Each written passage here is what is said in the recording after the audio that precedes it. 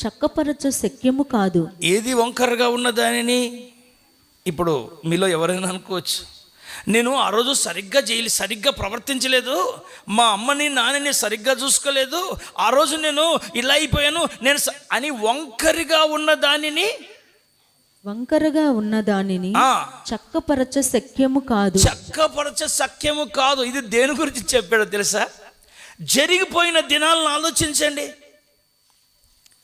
మీరు జనవరిలో సరిగ్గా నడవలేదని వెళ్ళి జనవరికి వెళ్ళడానికి అవుతుందా? ఈవెన్ గడిచిపోయిన గంటలో వెనక్కి ఏదైనా మార్చుకోవడానికి అవకాశం? పూర్తి చేయండి అమ్మా, పూర్తి చేయండి. గడిచిన గంటలో నేను చేయవలసిన పని వెనక్కి చేద్దామనే అవకాశం లేదు. అందుకని భక్తుడు అంటాడు, వంకరగా ఉన్న దానిని